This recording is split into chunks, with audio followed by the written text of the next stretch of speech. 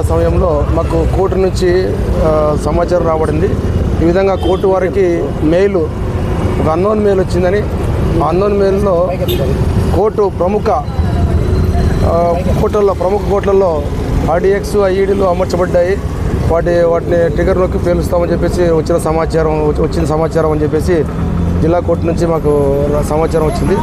ఆ సమాచారం వచ్చిన వెంటనే మా ఎస్పీ సార్ యొక్క ఆదేశాల మేరకు ఇమీడియట్గా మేము అప్రమత్తమై మా టీంలు బీడీ టీము అండ్ డాగ్ స్క్వాడ్లు 3 టీములుగా ఏర్పడి ఆల్రెడీగా అన్ని కోర్టుల్లో కూడా చెకింగ్ నడుస్తూ ఉంది.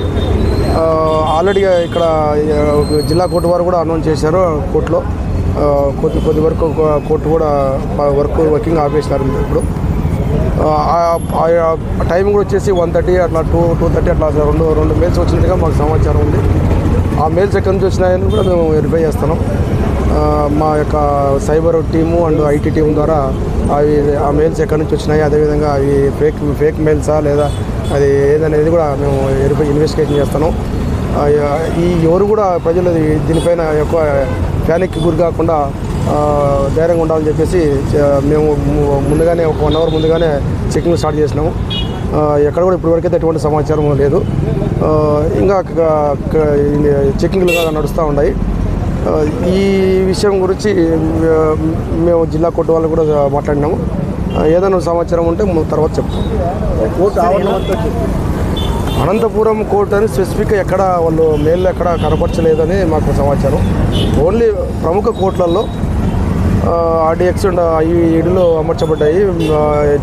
మేము అక్కడక్కడ మా వాళ్ళు ట్రిగర్ నొక్కుతారు అని చెప్పేసి కొన్ని మెయిల్లో ఉన్నట్టుగా సమగ్రంగా సమాచారం.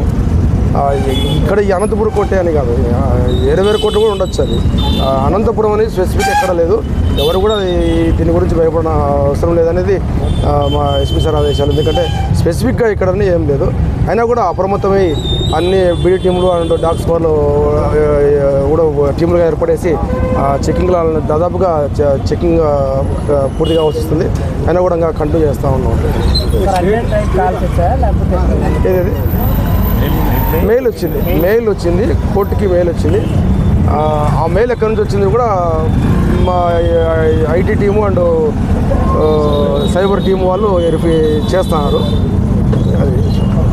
కోర్టుకు ఒకటేనా లేకపోతే అన్ని కోర్టులకి బయట తెలియదు. ఇంకా ఎక్కడ మిగతా కొన్ని చిత్తూరులో అట్లా ఏదైనా ఉండొచ్చు.